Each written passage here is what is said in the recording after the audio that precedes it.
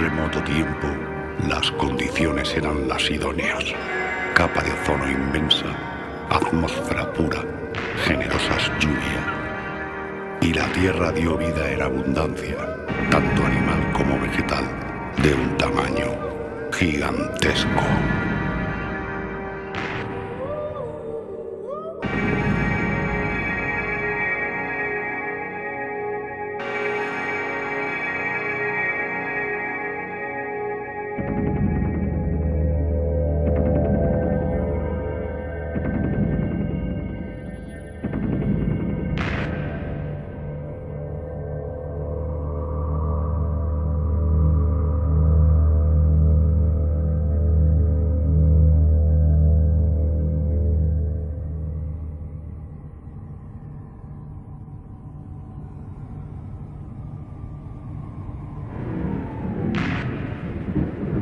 Aquí comenzó todo, en la visita a esta cantera.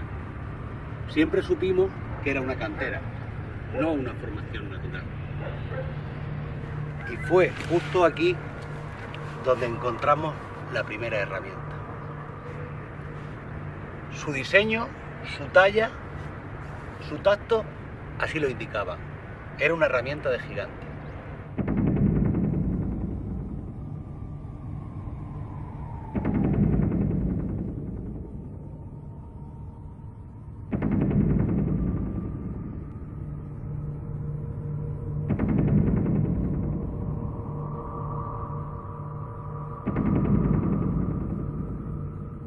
Pero comencemos por el principio.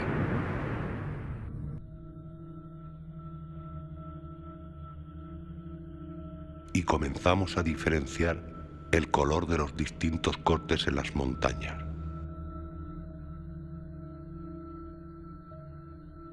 Y buscamos los más claros, los más recientes, los de pátina o tono de oxidación en la piedra más fresco.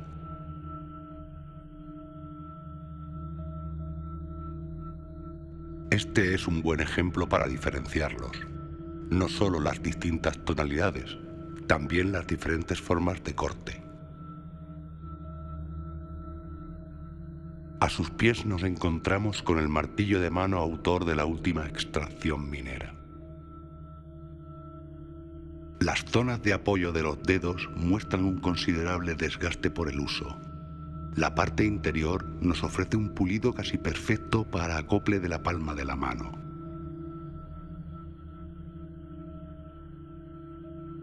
La superior, para apoyo del dedo pulgar, con su suavidad nos revela que el tiempo de uso fue prolongado.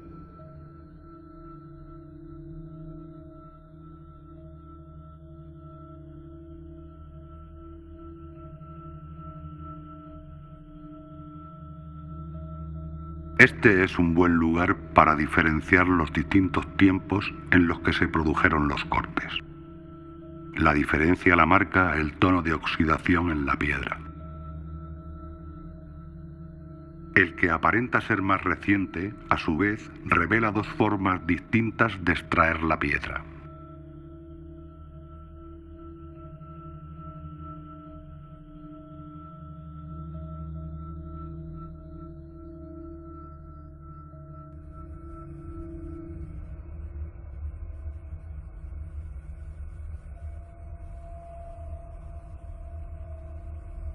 El tacto es un sentido fundamental para identificar útiles prehistóricos. Esta herramienta tiene tres tipos diferentes de pulido. El producido por el uso, pues se trata de un pulidor. El generado por el desgaste de la mano, ya que ha sido utilizada durante mucho tiempo. Y el realizado por el diseño a la hora de construirla. Gracias a Xavier Barlet, licenciado en Prehistoria y en Historia Antigua por la Universidad de Barcelona, por haber colaborado, haber venido un viaje tan largo en este proyecto. Es muy de agradecer. Aquí estamos para lo que haga falta. Pues encantado de verte por aquí, te esperábamos con los brazos abiertos. Muchas gracias. ¿Qué primera impresión te causó cuando llegaste al primer lugar? A ver, Claro, tú me habías hecho algunas explicaciones previas de lo que iba a encontrar. Hay que avisar. Hay que avisar, ¿no? El tema de esos objetos de un tamaño descomunal. Entonces, bueno, efectivamente, estas primeras exploraciones de trabajo de campo he visto cosas que realmente llaman mucho la atención, ¿no? Es decir, algo que para mí lo que era muy importante, y eso ya lo hablamos, era de ver que ahí hay una intencionalidad, es decir, que realmente no se puede hablar de que eso es geológico o casual o vamos a llamarle puramente natural, sino que realmente allí hay una intervención inteligente para modificar el paisaje.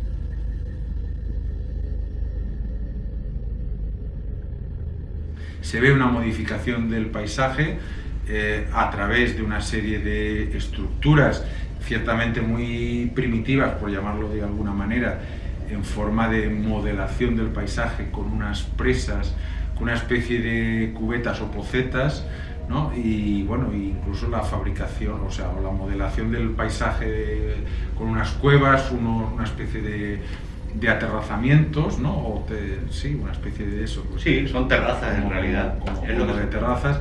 Y entonces lo que destaca ahí, evidentemente, es que el tamaño de esa intervención es muy grande. Y vemos la aparición de piedras de un tamaño descomunal.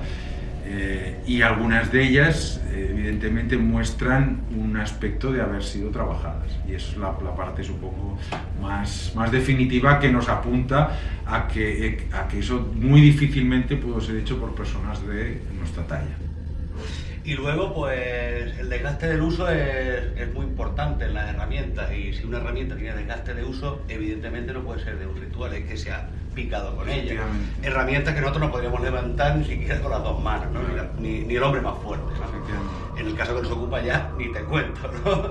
Ese es un dato, si realmente podemos poner en evidencia de que hay esas marcas de uso y de desgaste, claro, igual las mismas que podemos encontrar en un artefacto de un tamaño más pequeño, estamos hablando de un uso. Que el hombre primitivo, bueno, usaba básicamente instrumentos de piedra para su vida normal y cotidiana, ¿no? Lo que conocemos esto, pues la arqueología conoce como las industrias líticas, ¿no? Las industrias líticas, que es una serie de objetos que se usan para manipular todo tipo de alimentos o para manipular objetos, para trabajar en la naturaleza, objetos de piedra, que pueden ser pulidores, pueden ser hachas, pueden ser picos, los raspadores, etc., ¿no?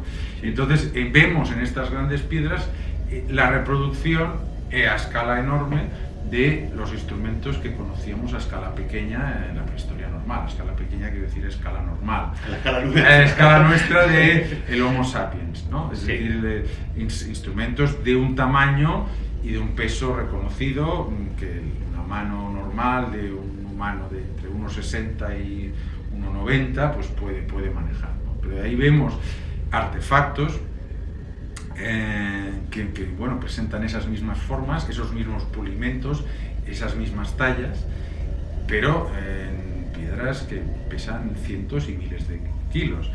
Y lo que hemos visto allí es que en la misma área, en los mismos barrancos, encuentras esas piezas en diferentes escalas, es decir, desde lo que llamaríamos el Homo sapiens normal hasta gente de alturas que va subiendo, podemos suponer de 3, 4, 5, 8, 10 y más metros, ¿no? Entonces, claro, al ver esos artefactos de ese tamaño y de ese peso, enseguida debes pensar, esto no tiene lógica que lo hiciera una persona que no lo puede usar. Eso para mí es palmario, es definitivo. Entonces, ahí es cuando entran las hipótesis que van mucho más allá de lo que el paradigma actual puede aceptar, pero que realmente nos lleva a replantearnos de qué vamos a hacer con esos objetos que no nos cuadran en el paradigma. Sí, ahí está el problema. Y luego también habría que resaltar que, bueno, parece ser que esta gente vivió una vida paralela, o si no a la vez, porque eso no lo podemos saber hasta que no esté bien datado, pero evidentemente construyeron las mismas herramientas, el mismo sistema, y bueno, parece que pasaron por la misma trayectoria que nosotros, si no en el mismo momento, antes, después. Eso, claro, eso es la gran incógnita, realmente el yacimiento presenta muchas. La redondez de la parte posterior de este pico de mano nos indica por dónde se asía la piedra. La suavidad de este rebaje se delata como lugar de apoyo de algún dedo. La afilada punta por donde se percutía. Pulido, muy pulido por el uso, por el desgaste de la mano. En la parte frontal vemos los distintos filos. También las huellas dejadas por las percusiones realizadas.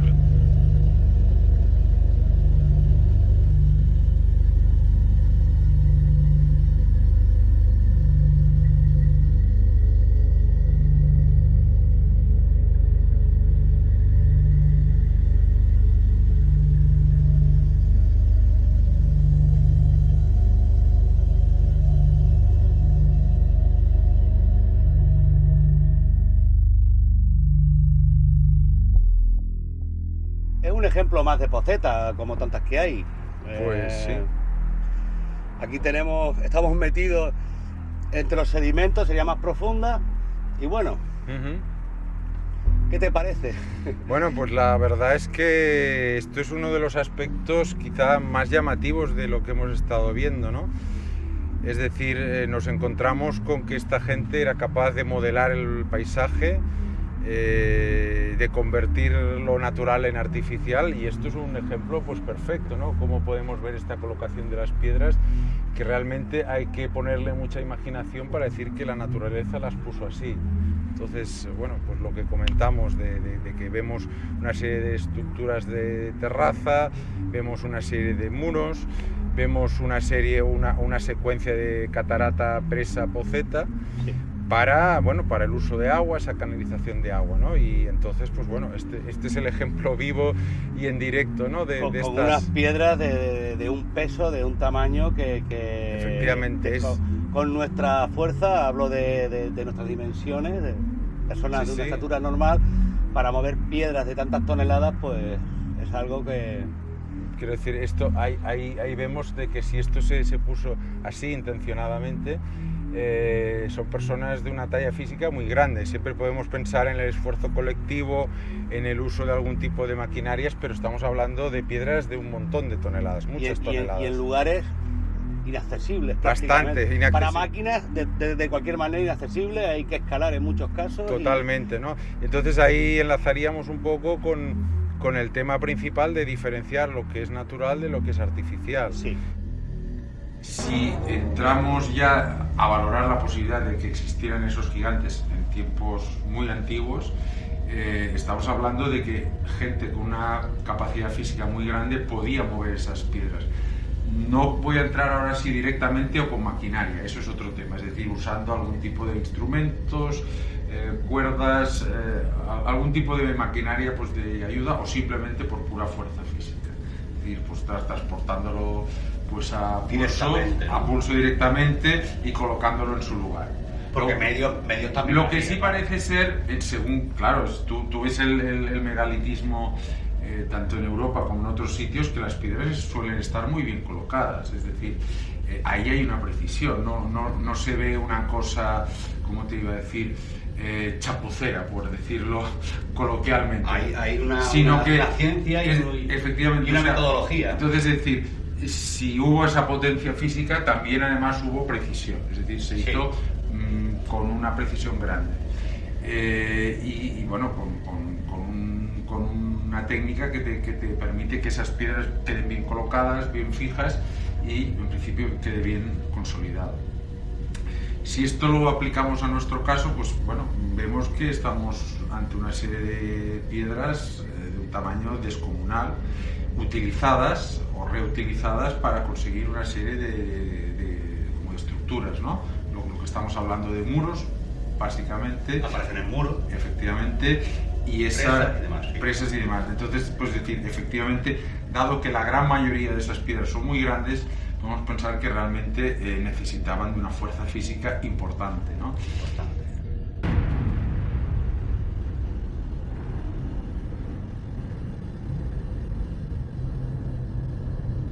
Si partimos de una estatura de 1,72 metros,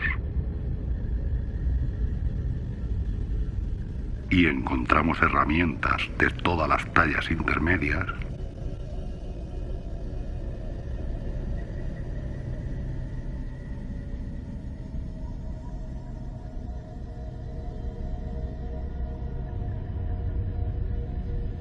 necesitaremos una estatura de 19,27 metros para poder asir las más grandes encontradas.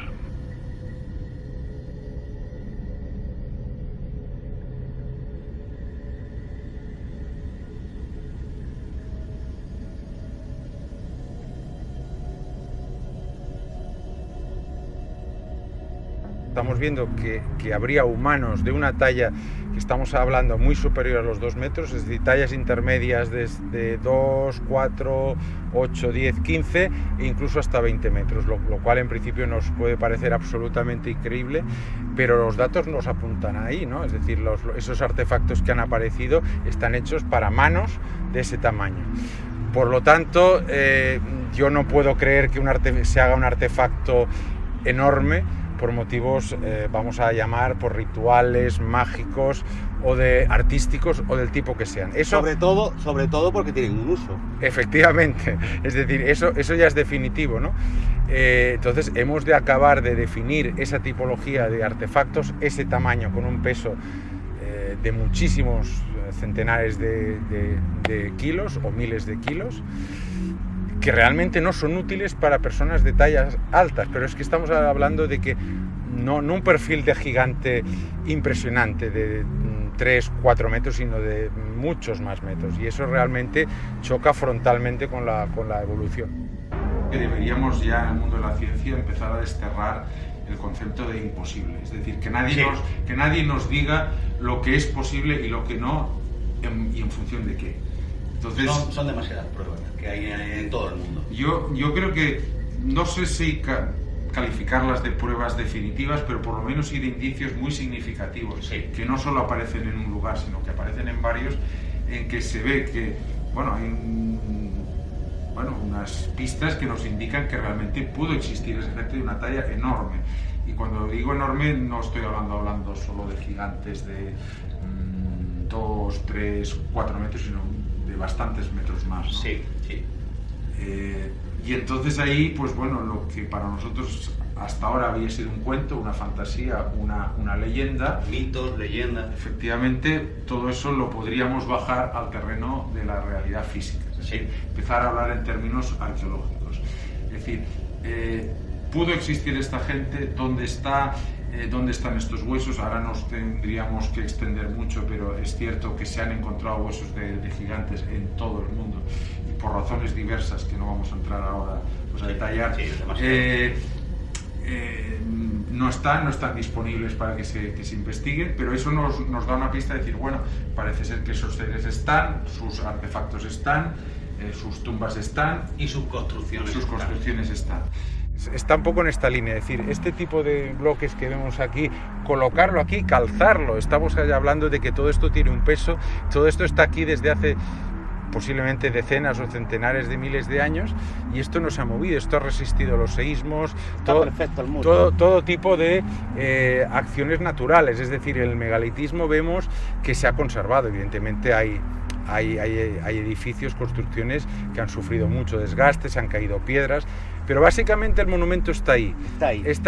Y no solo usaban la roca natural, sino que algunos bloques como este mismo que hay aquí detrás, unos cortes muy definidos. Claro, es decir, usaban herramientas que ya habían sido previamente empleadas para su uso como herramienta, es decir, algo que ya conocemos de toda la vida. Es decir, una cultura utiliza o reaprovecha materiales que ya no le sirven para hacer con construcciones. Esto lo hacían los íberos, lo hacían los griegos, lo hacían los romanos, los árabes en la Edad Media. Es decir, esa tendencia a reutilizar materiales ha existido siempre. En este caso hemos de pensar que este tipo de bloques se podían haber usado algunos como herramientas líticas, y que después, por desgaste o por la razón que fuera, ya no eran útiles. Cayeron en desuso. Efectivamente, y se tuvieron que reaprovechar, o se reaprovecharon específicamente para construir este tipo de estructuras. las pruebas están ahí, o sea, lo que no puedes es taparlas. Otra cosa es que le puedas dar una explicación. Pero... Bueno, se están aportando datos, Claro. hoy no se puede dar una explicación, pero con todos esos datos tal vez un día podamos sacar unas conclusiones Esperemos ese... más cercanas a la verdad. Sí. En términos arqueológicos, digamos, hemos puesto la primera piedra para empezar a trabajar en un edificio nuevo. Sí. Veremos si podemos ir colocando pues más piedras, ¿no? A ver si realmente encontramos las pistas. Y claro, eso es un trabajo de años y de un trabajo metódico. Se ha abierto una puerta mental, ¿no? Porque es muy difícil asimilar el tamaño de estos individuos y bueno, probablemente ahora empiezan a aparecer más útiles, más herramientas de este tamaño, Claro. más o menos, en todo el mundo, ¿no? Eso es una cosa que vale la pena comentarla. Yo creo que a partir de aquí puede ser que se produzca una reacción en cadena en la que en diversos puntos del mundo se empiecen a ver los paisajes y los restos sobre el terreno de una forma distinta. De hecho, me consta que en los últimos tiempos han aparecido artefactos, cosas muy grandes, de tamaño muy grande, que la gente no lo interpretaba, lo interpretaba de una manera y ahora puede ser que lo veamos con otros ojos. Incluso todo el tema del megalitismo es posible que lo tengamos que reenfocar en función de esto, ¿no? Seguramente. Pero bueno, Seguramente. con el tiempo se verá.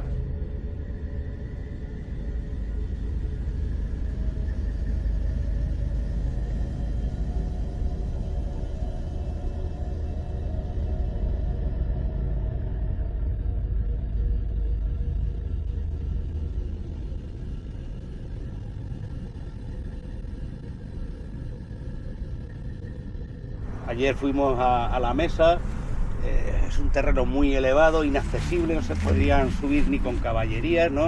Ya viste zonas que bueno, sí están escalonadas, hay un sendero aprovechado seguramente en distintas épocas, pero subir ese basalto hacia allá arriba, porque aquel llano no hay basalto, es evidente que se ha extraído de estas zonas más bajas y hacer aquellos muros allá arriba, de ese diámetro, ¿no?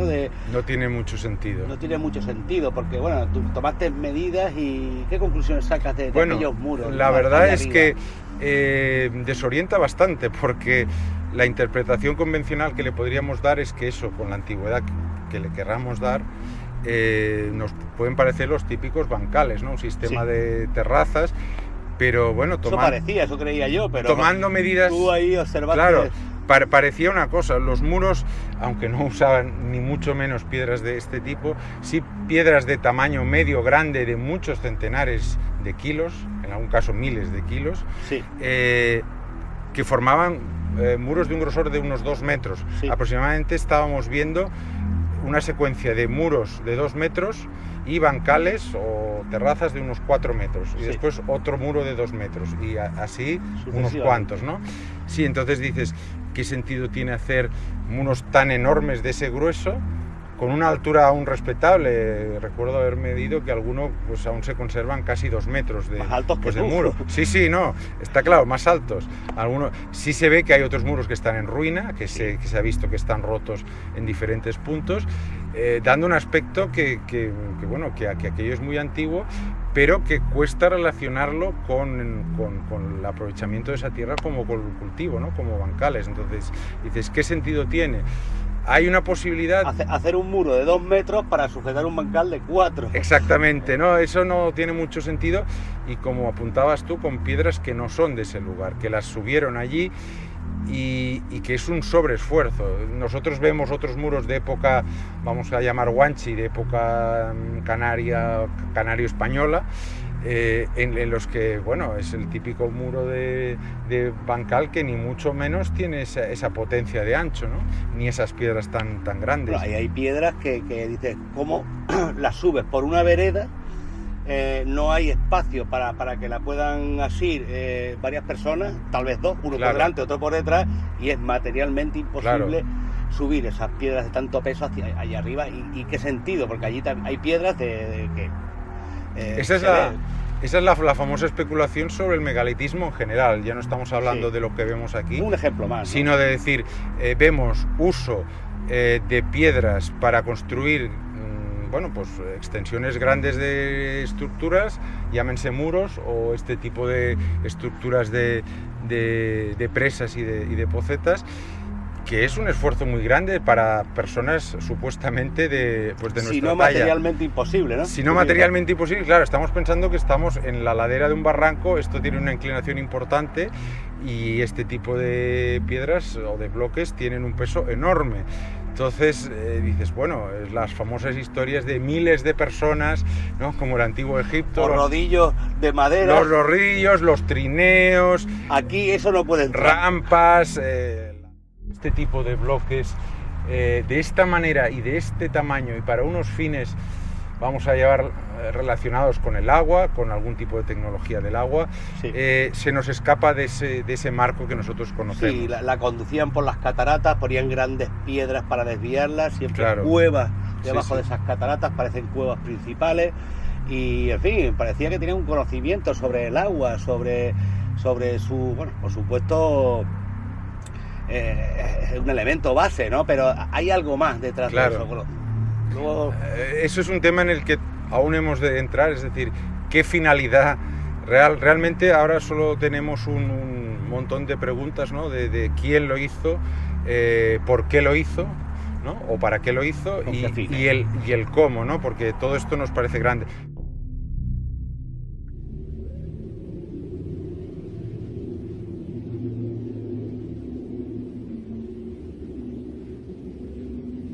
para distribuir los caudales, ¿no? Yo te digo porque yo era el que lo hacía.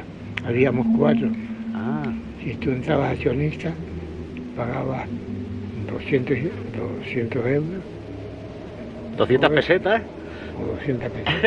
Pues fíjate. Entonces, ¿fue usted directivo del agua? Sí, era el que hizo todo el repartimiento por la acción. Por las acciones del agua, ¿no? Después el barranco ya se llama el barranco de Chacorche. El Chacorte, es importante también.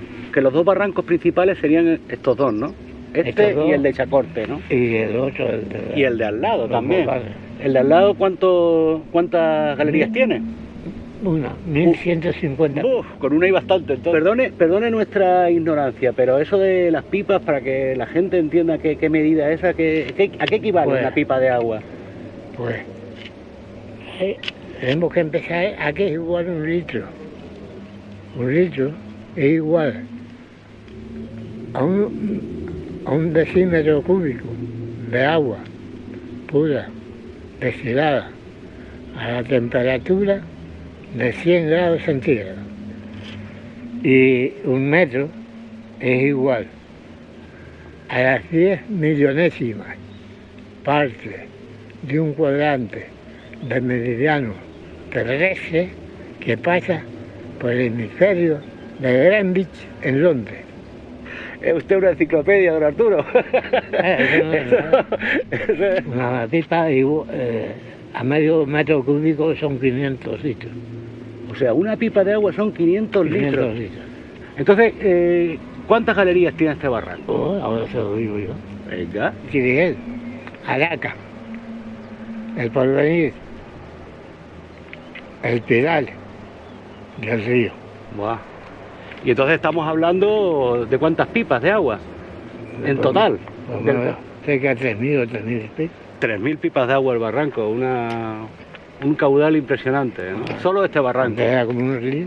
como un río. Al tiempo ya que las galerías fueron eso, se terminaron todas las fuentes, ¿no? Y entonces las fuentes casi todas se fueron secando. Se fueron secando, ¿no? Las lluvias han menguado, ¿no? Las También. lluvias también, antes llovía mucho, somos los viejos. Y después, Entonces esto lo podemos imaginar hace siglos, pues con un monte... no, Porque esto era laurisilva antes, ¿no? antes todo eso que inventa era monte y todo esto. Todo era monte, ¿no? Todo eso era monte. Mucho más que ahora, ¿no? El doble o el triple. Mucho más. Igual que la parte de la mesa, después se fueron cultivando, quitando monte y cultivando. Sí, eso también pasa, ¿no? Hace menos de un siglo, estos barrancos corrían como ríos. ¿Podremos imaginar cómo serían durante la era glacial?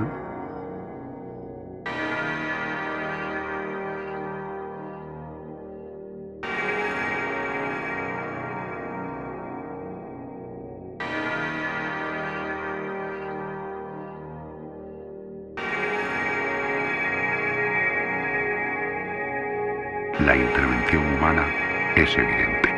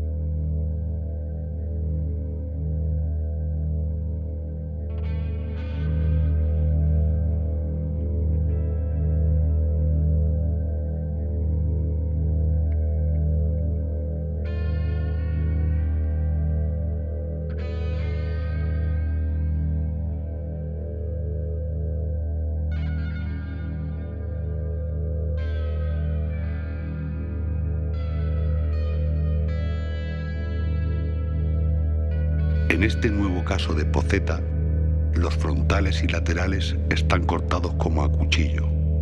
Dos piedras descomunales hacen de segundos límites. El fondo, lleno de sedimentos, sería más profundo.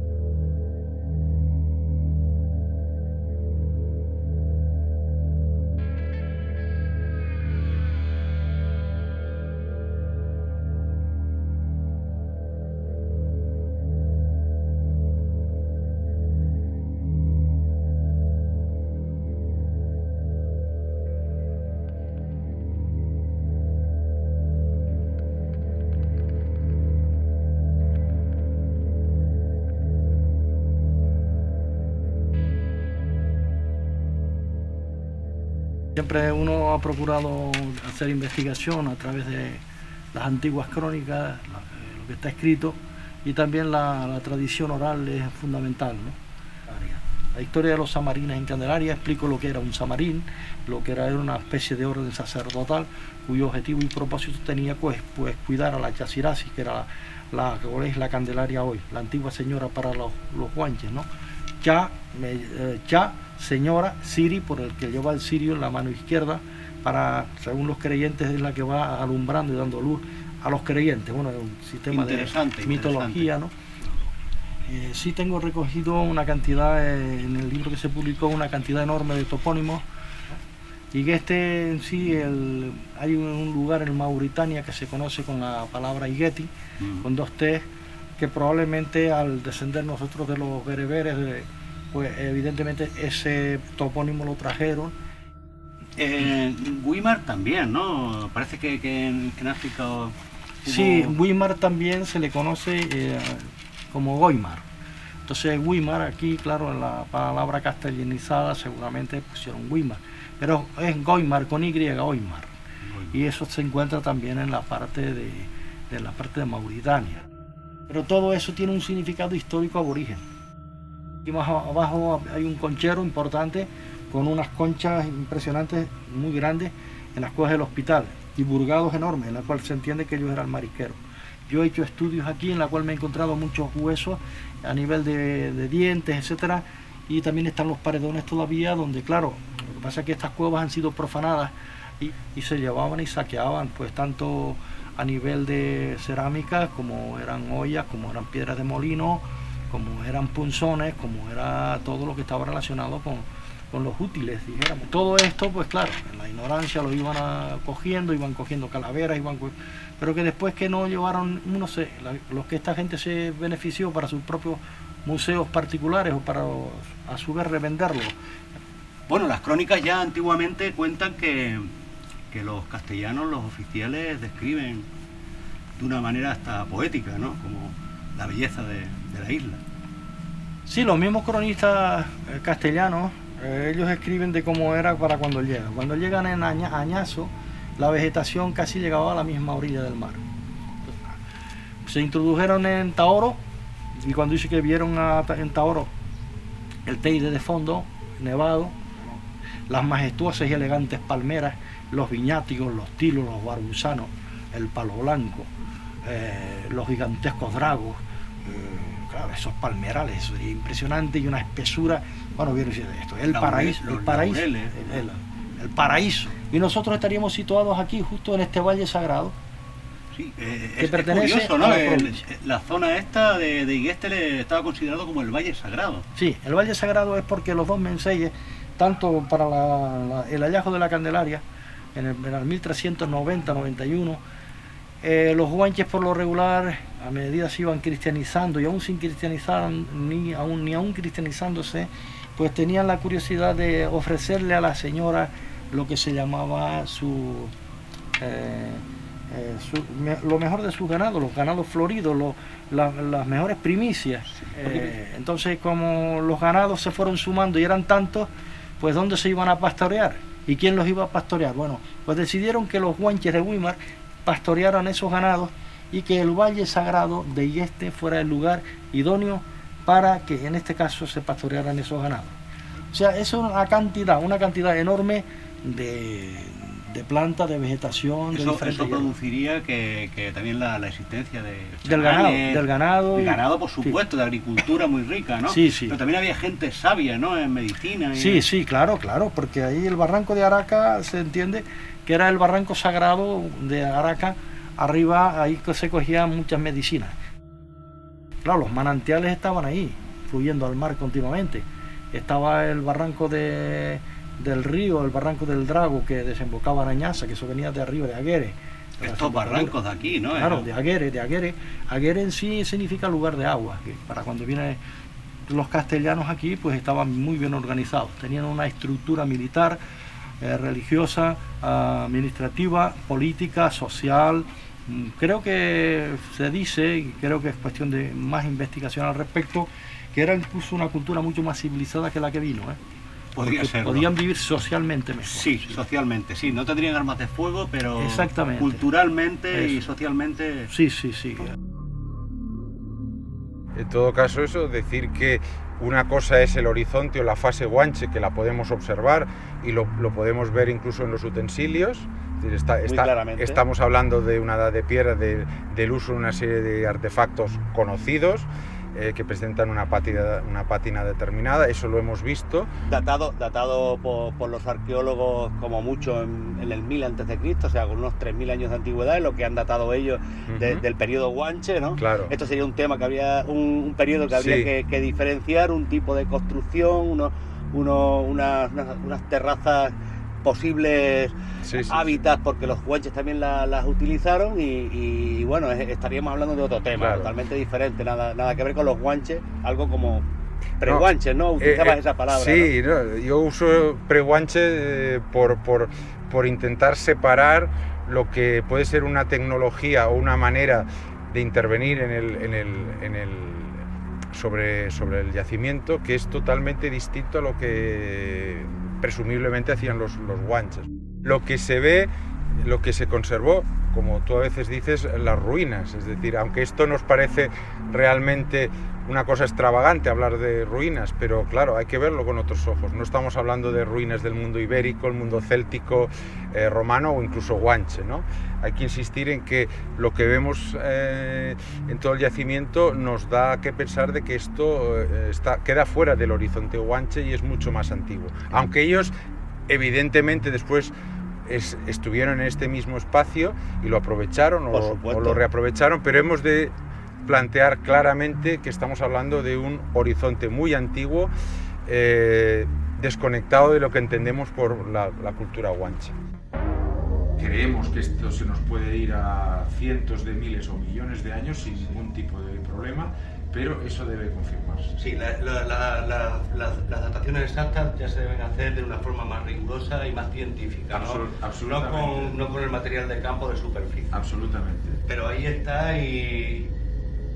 Mi opinión personal al respecto es que realmente esto para la isla de Tenerife, voy a decir, y en general para todas las islas Por supuesto, para Canarias. Claro. Canarias, realmente puede ser algo único. O sea, se podría crear hasta aquí un parque arqueológico de Tenerife en esta zona para investigar todo este yacimiento sin ningún tipo de prejuicio y bueno, para realmente definir a lo mejor una nueva historia o prehistoria de las islas, ¿no? Que nos puede llevar muchas sorpresas, nos puede llevar a cosas inesperadas, pero pienso que realmente todo esto puede aportar mucho. No solo, iba a decirte, para la historia o prehistoria de Canarias, sino la arqueología mundial incluso. Salpicaría a todos los continentes. Efectivamente, o sea, si vemos que se confirma una presencia de hombres gigantes hace muchísimo tiempo, bueno, esto le daría una base cada vez más grande a los rumores que ya vienen existiendo desde hace décadas, ¿no? En el mundo romano nos hablan que hay un emperador que se sabe que medía 2,60 metros. Digo, ¿qué emperador era? Era Maximino, en el siglo III después de Cristo. Las crónicas que nos hablan incluso de su pie legendario. Era un soldado muy seguido por toda su tropa, porque realmente su aspecto físico era impresionante. 2,60 metros es muy alto. Incluso otros líderes de otros pueblos, por ejemplo el emperador Carlomagnos, también se le mide en 2,40. El emperador Maximiliano, ya a finales de la Edad Media del Imperio Romano Germánico, otro señor de 2,40. Se dice que los gobernantes incas también estaban por encima de los 2 metros. Se dice que hay unas momias de monarcas incas de alturas rozando los 3 metros. Se habla también de que hay momias de faraones egipcios alrededor de los 2 metros. O sea, estamos hablando de comunidades, pero especialmente de élites, es decir, de la clase dirigente de gran altura. Sí, ven cómo se dice de él que en la famosa batalla de Aguere, que es muy larga y extendido, que fue la última batalla fuerte que se lucha, después de la victoria de la matanza en Acentejo, lo que estoy diciendo, cómo quedaron todos destartalados y bueno, tuvieron que irse, incluso desplazarse, buscar refuerzos, tuvieron que volver otra vez a la península, mientras que otros se quedaban en Las Palmas, etcétera, para volver a atacar a Tenerife. No fue fácil, ¿no? No fue fácil. Pero Bencomo, ¿no? Después, en la segunda batalla que se celebra en Aguera, la batalla fuerte, se dice que Bencomo era un hombre agigantado como de 3 metros de altura. Dice que tenía 70 años y que era muy ágil, que era tan ágil como cualquiera de los jóvenes de su ejército, ¿no? Aunque eran hombres escogidos siempre, por supuesto. Y se dice de él, y la crónica lo dice, que la batalla empezó a las 7 de la mañana y terminó ya al anochecer. Y que Bencomo dice que dentro, en el centro circular de Aguere, en el centro, dice que le hacía frente a 7 caballos y 7 jinetes a la misma vez con su alabarda, con la alabarda. Están las crónicas, sí, ¿no? Dice que escrito por los mismos conquistadores. Dice que jamás dice que habían visto un general y un hombre de una entereza impresionante. No solamente Bencomo, parece que las crónicas hablan de más gigantes aquí en las islas. Sí, hay una registrado en las crónicas que yo he manejado. Cita especialmente hay muchos, ¿no? Pero vamos a citar algunos concretamente. Está un gigante que se llamaba Nguani Cajo. Nguani Cajo. Este hombre vivió en la zona de Arico. Dice que en una de las ocasiones había una invasión de europeos, no sé si eran castellanos, pero bueno, eran de europeos, y el hombre bajó y dice que a medida venían desembarcando, manejaba la alabarda, que era la lanza esa larga, que pues dice que este guanicajo fue tal la mortandad que hizo y los heridos tal que los individuos tuvieron que retroceder, no hubo tal desembarco, pero dice que él también fue herido. Esto en cuanto a Guanicajo. Hay otra crónica que cita de un tal Mahajan. que se dice que era un gigante pero de Lanzarote, que cuando encontraron en su tumba dice que era superior a 3 metros. Sí, gigante. Momificado, vamos, ¿no? Sí, Aparece. momificado, claro, por supuesto, porque el pueblo antiguo, tanto los guanches como los de las otras islas, momificaban a sus cadáveres, especialmente si eran de un alto rango o si son malos. Parece ser que esta gente tan fuerte y tan grande, de una altura superior a 3 metros, Sí, sí. pues estaban cerca de los Menceyes, ¿no? O incluso ocupaban ese lugar, porque hubo un matrimonio también por aquí. Sí, cerca. claro. Sí, llevaban, aparte de que eran gigantes, también eran gigantes en inteligencia y también tenían puestos de responsabilidad, mucha responsabilidad. Aquí en la parte de Araya mandaba un tabor es un contingente de tropas. De hecho, Tabor, las fuerzas regulares marroquíes se conoce como Tabor. Y este hombre era casado con una giganta que se llamaba Miota, ambos gigantes. Y bueno, tuvieron en los conflictos internos que tenían, las guerras intestinas que tenía Güímar con Taoro, para el año 1494 por ahí tuvieron un combate muy grande en Genifante. Y efectivamente dice que cuando empieza el combate, arengó sus tropas, les estimuló a la lucha y efectivamente, dice que como media hora más tarde un tirador de piedra, bien teguestero de Taoro, dice que lo cogió también, que es como Goliat y David, o David y Goliat, ¿no? Un guijarro, ¡pah!, y le tocó en la frente. Uno más pequeño derribó al gigante. Claro, porque y de ahí es la última batalla interna que se tiene sabido en crónica y que constan en crónicas con los hijos de Güímar. Fueron enterrados en la cueva del infierno, lo que es media montaña hoy, fueron enterrados por una cantidad enorme. Bendecura Afonso, cuando hizo su estudio sobre campo, encontró una cantidad enorme de cráneos, dice que estaban todos mal curados, todos deformados, y dice, en este caso, el famoso cronista, de la cual todos los cronistas beben de la fuente de él, Fray Alonso de Espinosa, dice, él dijo, dijo Fray Alonso de Espinosa, y Emotio fue enterrado en un lugar que solían enterrar a los reyes de Güímar, cuyo lugar es Guadamojet. Hombre, el mismo Espinosa y Bonterille, el que vino con Joan de Bentincourt, dijo: recórrase todo el mundo y jamás encontrará gente más fuerte, más hermosa. Cuando los exploradores españoles, portugueses, franceses, ingleses llegan a América a partir del siglo XVI, se encuentran con comunidades enteras de gigantes. No estamos hablando de gente de 2 metros muy alta, que realmente ya es muy alta, sino de comunidades de 2,5 metros, 3 metros, 3,50. Por ejemplo, cuando Magallanes llega a América del Sur, se encuentra con una serie de tribus que él llama los patagones. Patagones quiere decir de la pata del pie, de unos pies enormes, que realmente estaban en una altura muy superior. Estaba pues hablando de alturas entre 2 y 3 metros, tanto los hombres como las mujeres como los niños, todos a diferente escala, pero todos muy altos, y que eran tribus enteras, ¿vale?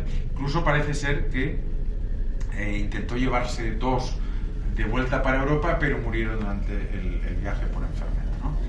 Pero es que hay más, es decir, hay más exploradores españoles e ingleses que bueno, exploraron las costas de Argentina, de Brasil, y se encontraron con más tribus de esta gente, y en un caso hay un navegante inglés que se llamó Anthony Niven, que tuvo la oportunidad de medirlos, es decir, ya no una estimación a ojo, sino de medirlos, y en esas mediciones los individuos que medió estarían entre los 3 y 3,60 metros. Wow.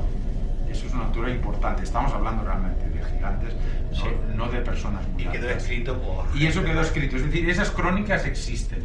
En el viaje de Magallanes, un cronista se llamaba Antonio Pigafetta, que que lo puso por escrito. O sea, no estamos hablando de fantasías, sino de cosas que pasaron hace... Y el propio Darwin, ¿no? 500 años. Sí, o sea, hay una serie de exploradores. Por ejemplo, en Norteamérica pues estuvo Coronado, Soto, Cabeza de Vaca, que dijo que se encontraron con indios, especialmente eran las élites, no solo el pueblo en general, sino las élites eran especialmente gigantes. Yo, por ejemplo, me considero un hombre normal, pero yo me acuerdo en mi pueblo de ver hombres de una estatura impresionante, de un poder extraordinario, impresionante. Por ejemplo, me acuerdo de hecho Antonio Marrero, el legendario José Antonio Marrero. Ese hombre estaba sirviendo en el servicio militar en artillería y en una ocasión estaba al cargo de darle de comer a las bestias mulares, un millo en rama, lo mandaron, el sargento lo mandó a buscar millo en rama. Empezó a cegar millo en rama. Cuando ya él cogió, bueno, la carga como si fuera para un camión de la época, ¿no? Entonces preparó, azocó con la soga y tal, se cargó. Cuando entró por el regimiento, todo el mundo se quedó sorprendido porque no le había sino que las piernas. Había, aparte de que estaba el sargento, ciertas clases militares y otras personas. Si esto es imposible, que un hombre, es imposible, por gigante que sea, por fuerte que sea este hombre, pero vamos, y tuvieron la curiosidad de irlo a pesar.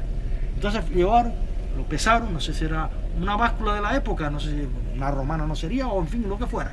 Y lo pesaron y pesó 33 arrobas. El dicho quedó. Entonces, si la arroba pesa, cada arroba tiene 11,50 kilos, 11 kilos y medio, lo multiplicamos por 33. ¿Cuánto es?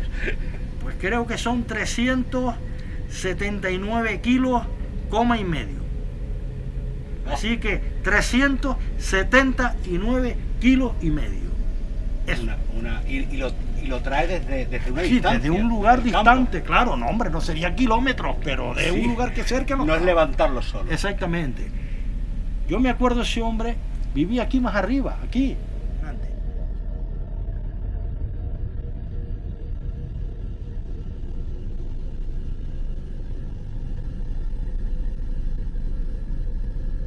Conglomerado o argamasa.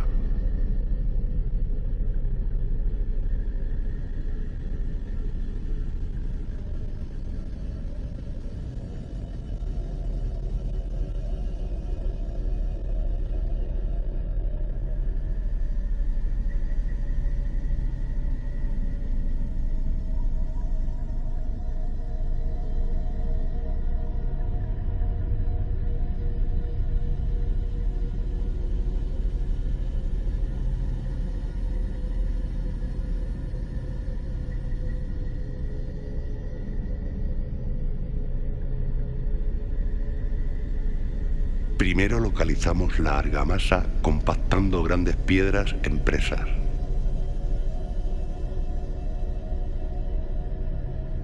El fondo de algunas pocetas nos deja verla. Cuando es precisamente el fondo del barranco lo primero que excava el agua.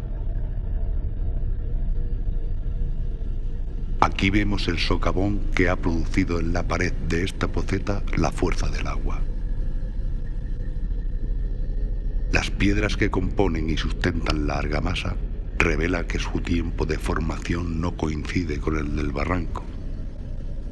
Debería haber desaparecido.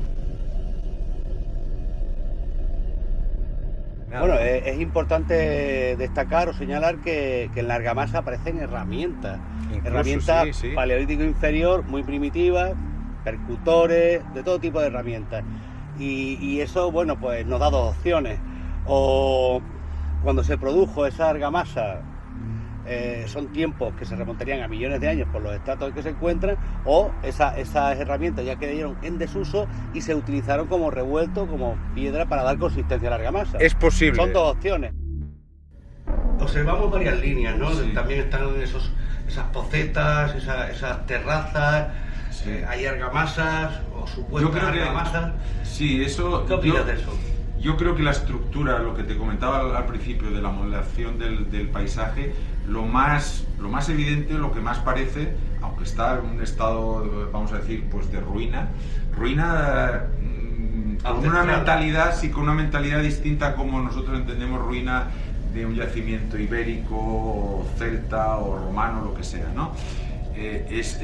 Hay que verlo con otros ojos, eso es lo cierto. Pero sí que se ve eso que comentabas tú, de esa estructura, una secuencia de catarata, presa, poceta o cubeta donde se almacena el agua y que eso va por todo el barranco.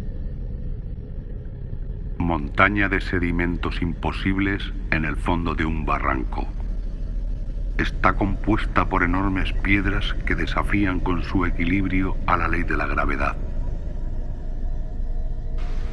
Como la argamasa se está partiendo, Tiene el peso de piedras muy grandes encima, todo tipo de piedras calzadas, unas de un color, otras de otro, unas de un lugar, otras de otro, de distintas naturalezas, herramientas. Aquí tenemos un pico de mano para una mano mayor que la nuestra.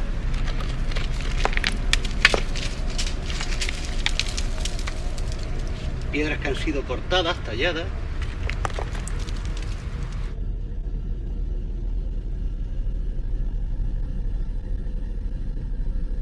Herramientas que, aunque primarias, se muestran para indicarnos distintas tipologías y usos.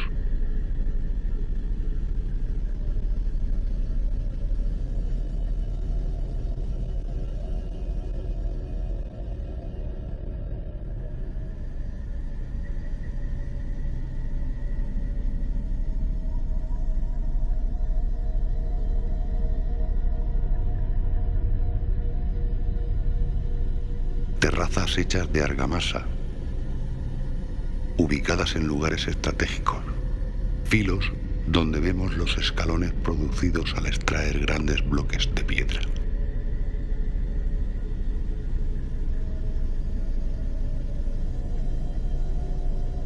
Suspendida en el centro de la arista vemos esta terraza de argamasa roja.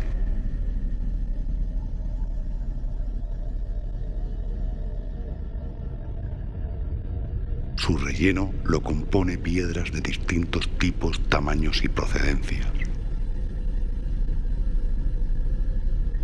Por sus características, algunas insinúan haber sido utilizadas como herramientas muy primitivas.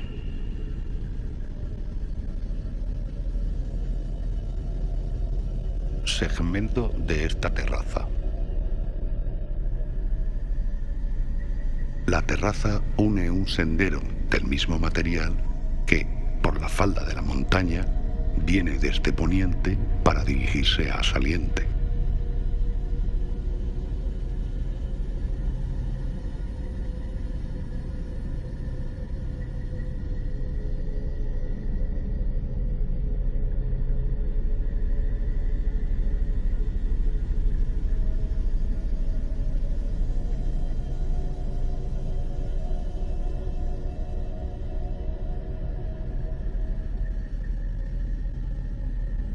Caminos de compactada argamasa que en ocasiones es sustentada por el vacío que duras piedras no pudieron soportar.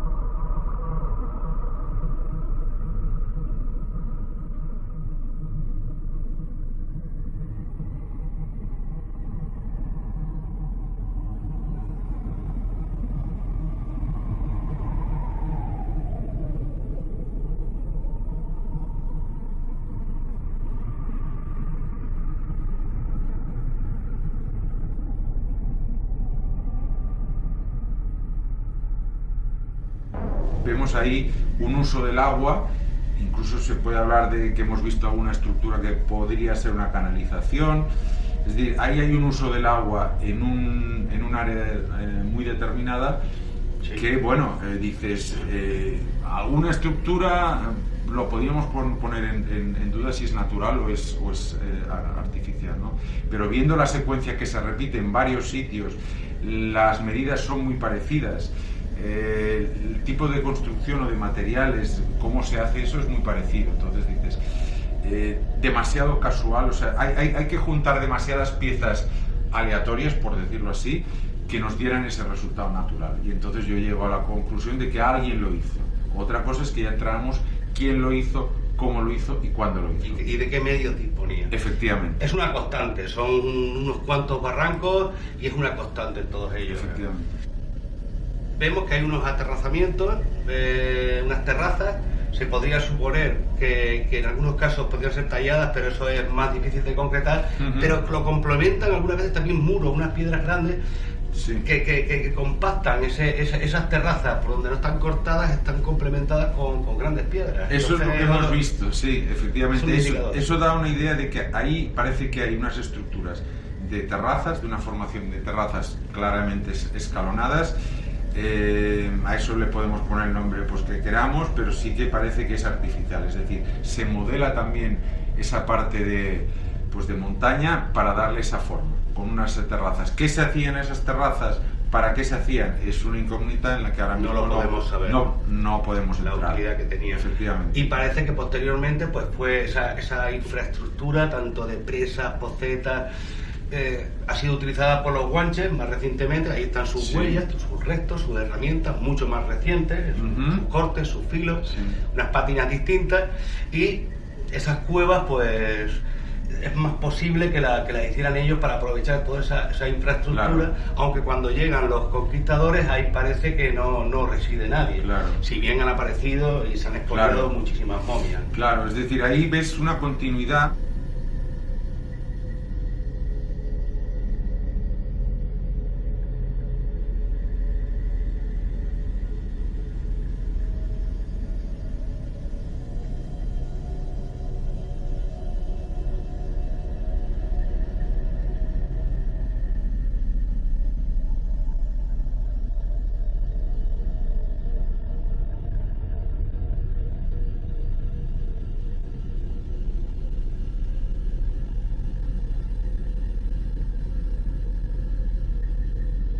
Comenzamos a encontrar grandes piedras colocadas en los filos, en los vértices de las montañas.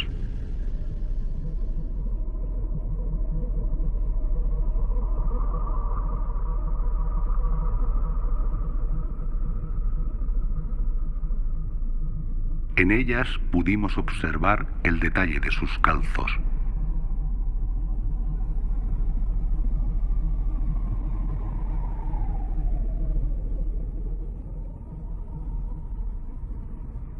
La sorpresa fue al comprobar su orientación. La brújula sencillamente perdió el norte.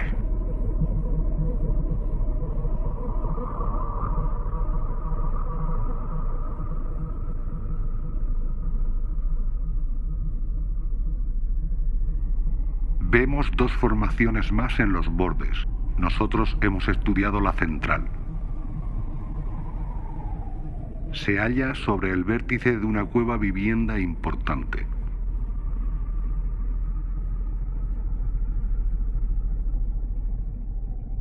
Hemos encontrado otras, insinúan señalar los solsticios.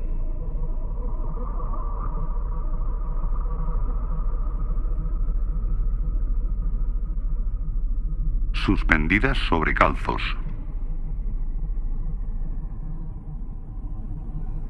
Al situar nuestra brújula sobre ella, nos marca un este.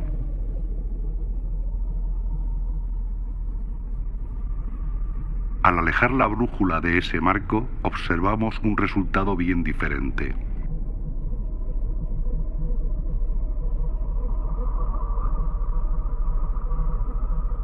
La ubicación de estas piedras no es caprichosa, fueron asentadas sobre campos magnéticos. Siempre con los filos o puntas hacia arriba y todas sustentadas por calzos.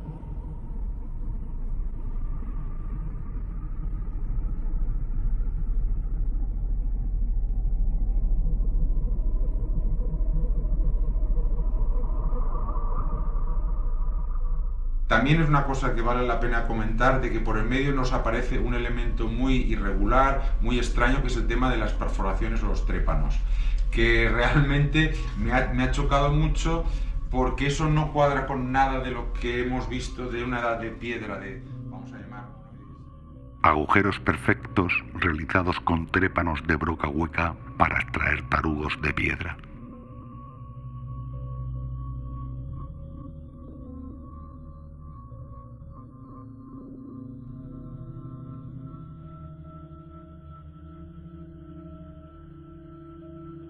Detalle del ataque de la broca.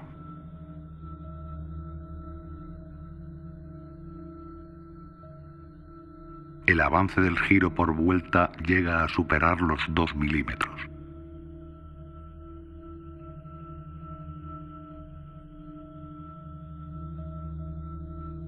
Vemos la similitud con los que aparecen en Egipto.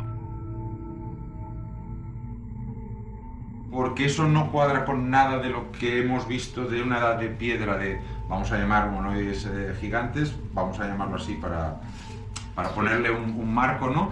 Y por otro lado tampoco los guanches parecía que usaban esta tecnología. No estamos hablando de perforaciones hechas de una manera ruda, vasta, con herramientas muy vastas, sino perforaciones o trépanos incluso con una perfección bastante grande, que incluso en algunos casos hemos identificado que se podría parecer a los trépanos que se observan en Egipto, sobre granito, en este caso sobre basalto. Entonces, eso es un punto de investigación paralelo a todo lo demás que nos podría dar alguna pista de, bueno, quién estaba allí y para qué hizo esto, ¿no? Realmente es una incógnita porque cuesta un poco encajarlo en el contexto arqueológico general que hemos visto, ¿no? Sí. Pero sí que es cierto que llama mucho la atención y nos da que pensar de que eso es muy antiguo. No tenemos elementos ahora para darle una datación, pero que eso no parece típico por lo que conocemos de la arqueología guanche, sino que eso corresponde a un horizonte distinto. Evidentemente no tenían medios los guanches para hacer eso.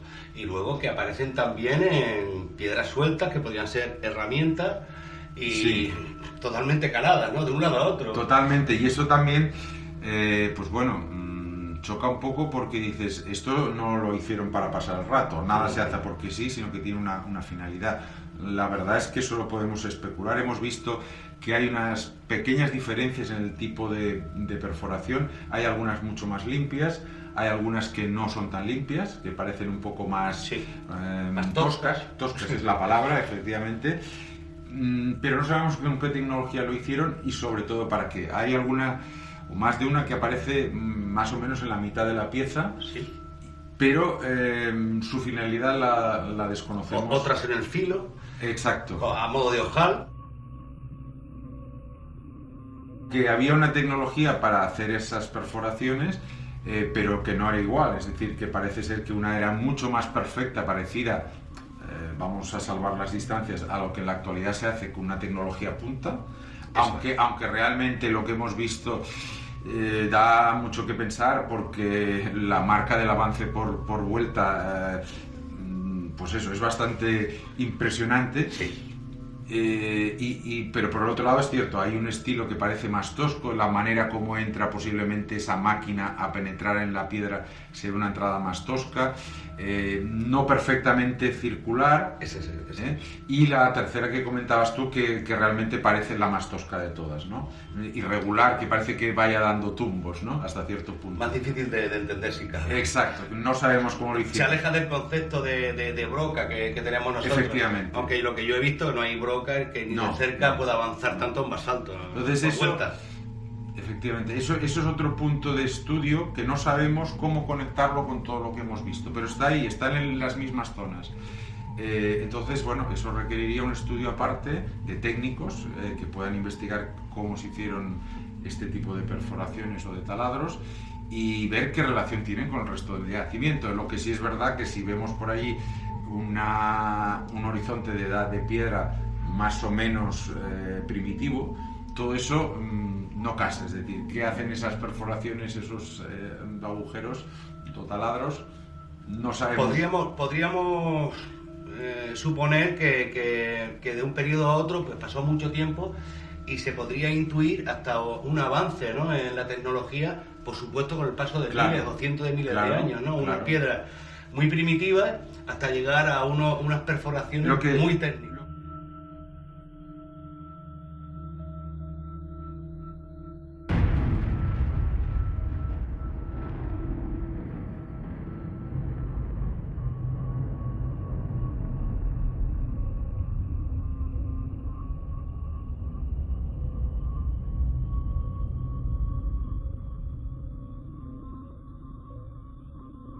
Está el indicio ahí mismo de que tú ves unas obras hechas con piedras muy grandes, bloques enormes, en diferentes partes del mundo, y las leyendas dicen que eso no era obra de gente normal, sino que lo habían hecho los dioses, los demonios o los gigantes, que vendría a ser a veces la misma cosa, ¿no?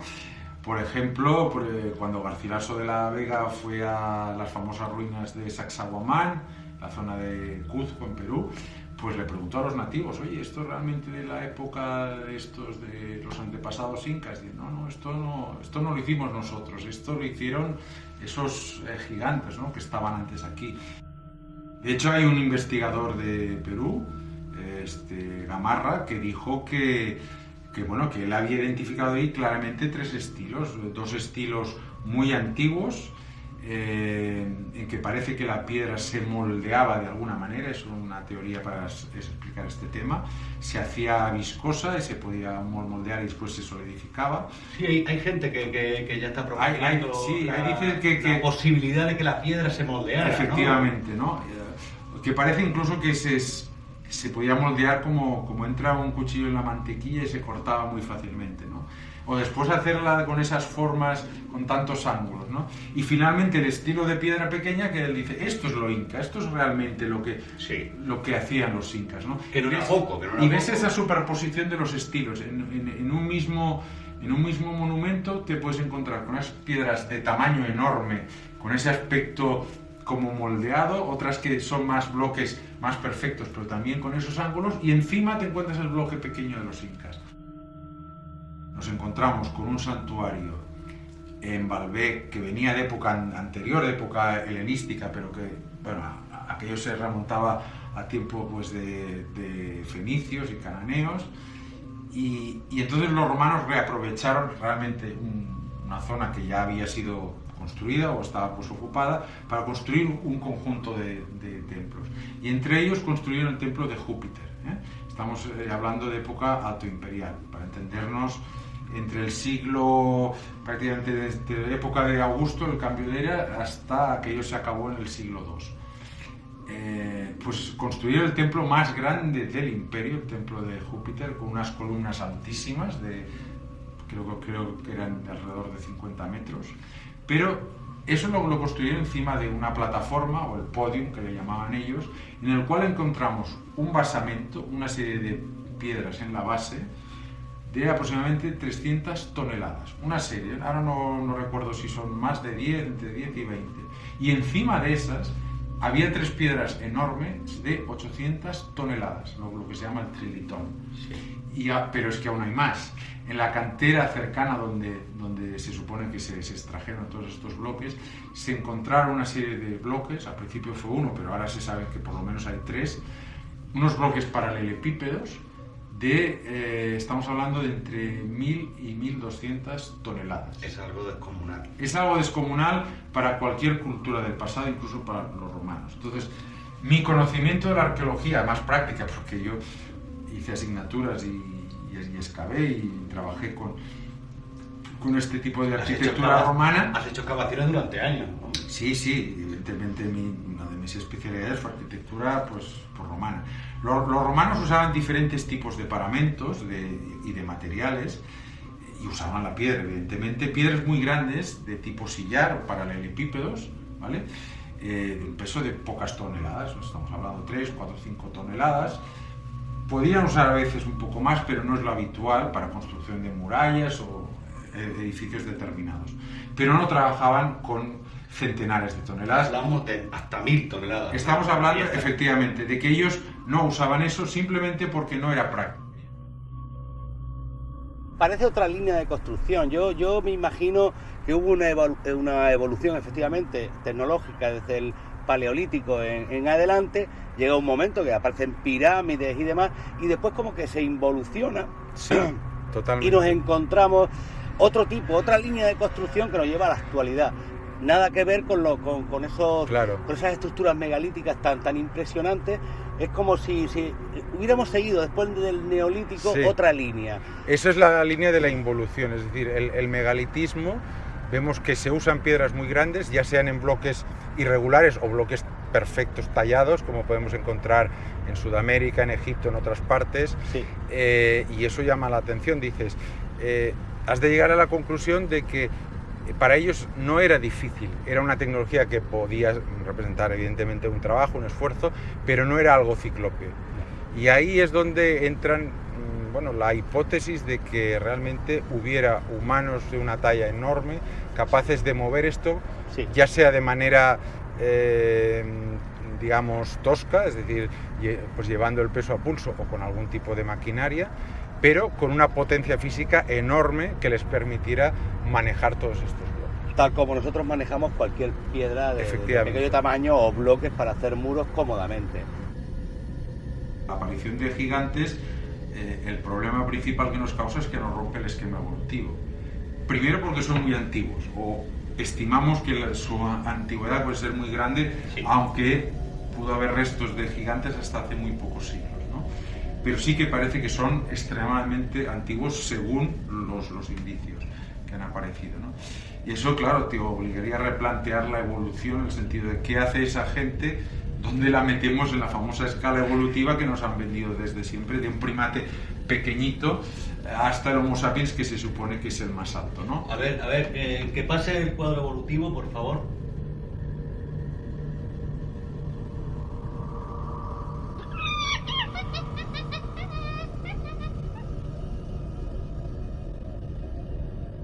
El eslabón perdido, por favor.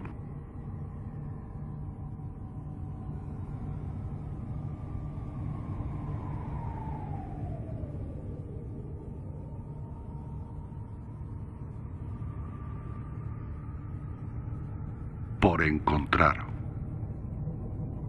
Homo habilis lo ponemos con el género Sapiens, al Australopithecus más listo con los homínidos. No es un eslabón, son muchos.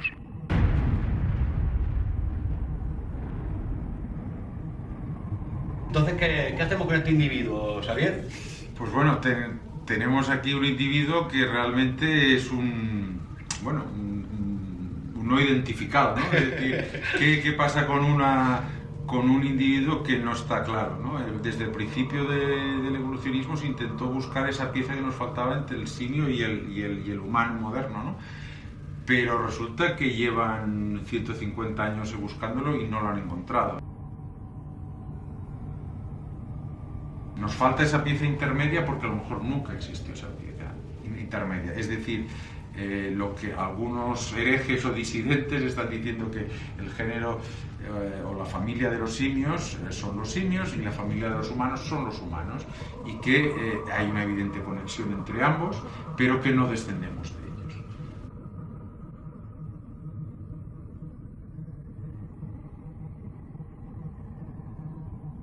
Los miles y miles de cráneos de una capacidad enorme no pueden ser deformados, más del doble, incluso el triple de capacidad cerebral que tenemos nosotros.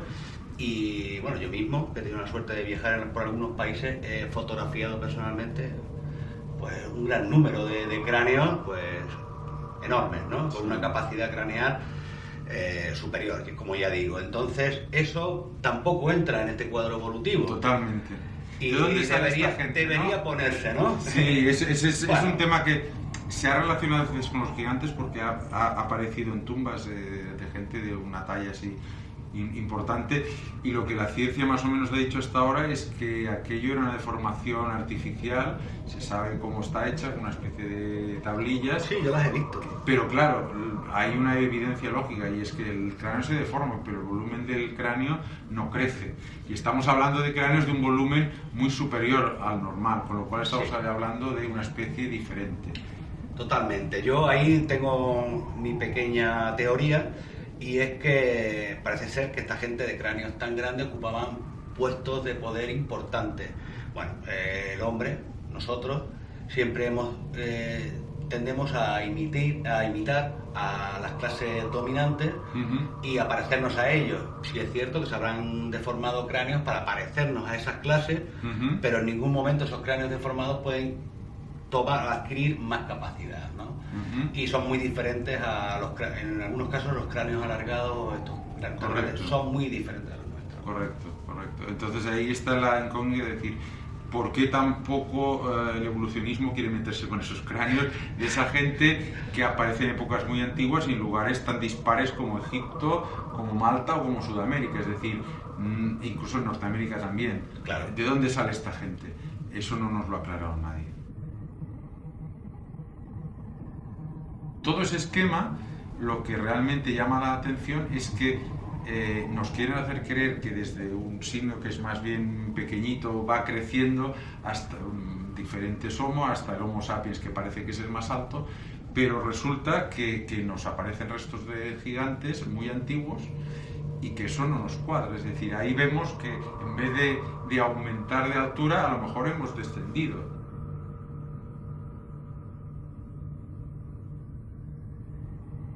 ¿Estaremos involucionando?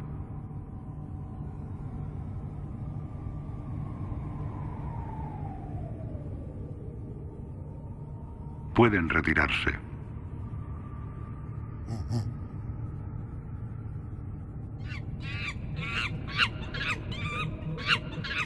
Señores, por favor.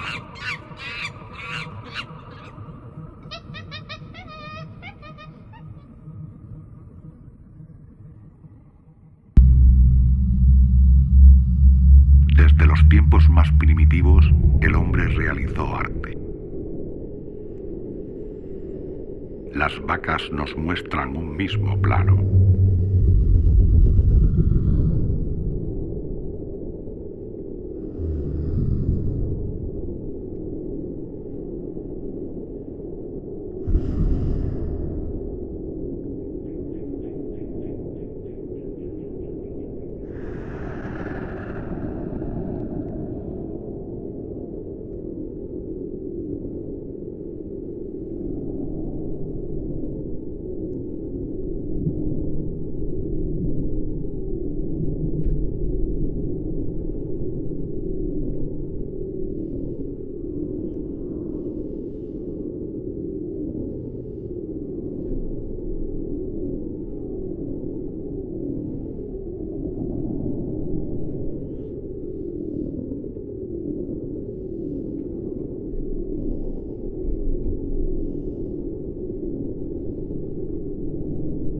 Las antiguas culturas también los representan.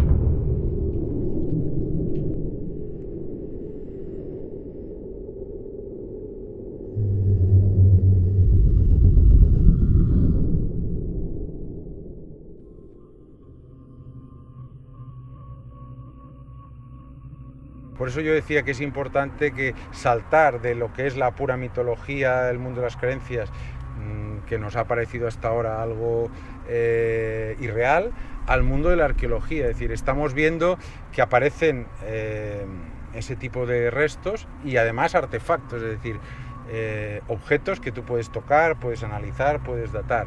Con lo cual ya no estamos en el terreno de la pura especulación o de la fantasía, sino que realmente, bueno, cuando hay humo, cuando tú ves humo, es que hay fuego. El fuego no lo ves, pero el humo está ahí. Y entonces tienes que pensar que detrás de eso, bueno, debe haber algo. O sea, lo que no puede hacer la arqueología es mirar para otra parte. Es decir, todo esto, pues bueno, le voy a dar las explicaciones más increíbles para, bueno, intentar encajarlo, encuadrarlo en un paradigma que me permita explicar eso, aunque la explicación sea muy forzada. Entonces vamos a plantear escenarios que podamos demostrar.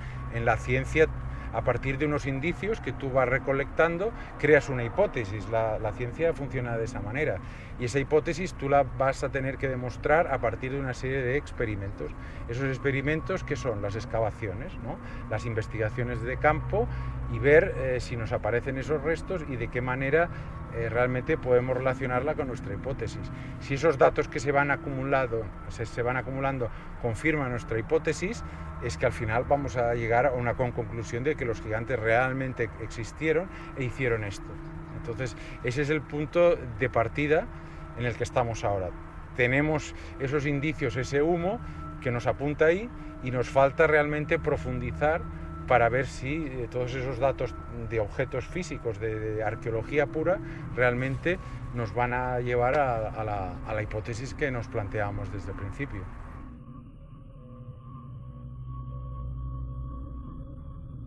También quedaron representados los cráneos alargados. Ocuparon altos cargos.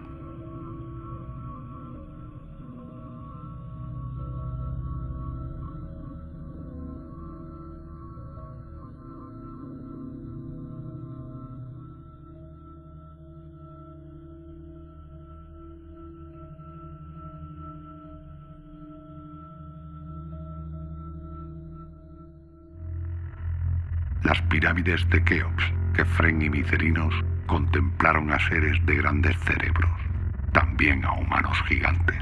En su arte está representado. Estos seres, por tanto, también contemplaron las pirámides. Vayamos a Keops. Así quedaría nuestro gigante de 19,27 metros de estatura. Un bloque de la Gran Pirámide para él sería lo que a nosotros un simple ladrillo de construcción. Observemos las forzadas puertas de entrada. Fijémonos ahora en este muro vertical. Parece hecho a destiempo. Los bloques que bajo él se encuentran marcan una gran diferencia con el resto, también su erosión. Esto determina que fueron puestos posteriormente. Veamos Kefren. Puertas forzadas de igual forma.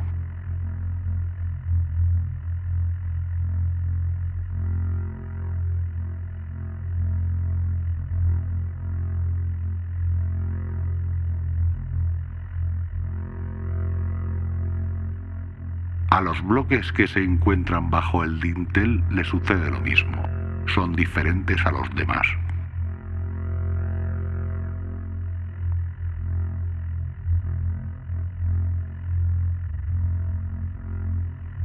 Micerinos habla por sí sola. Sus pasillos internos también.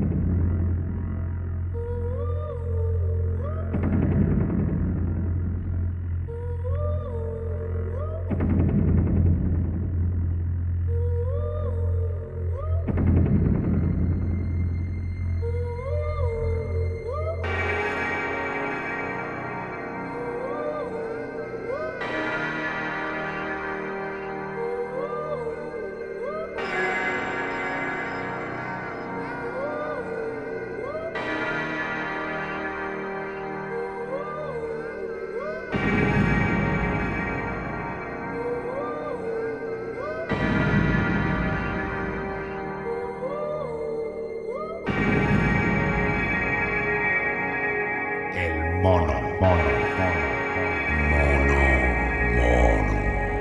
Mono.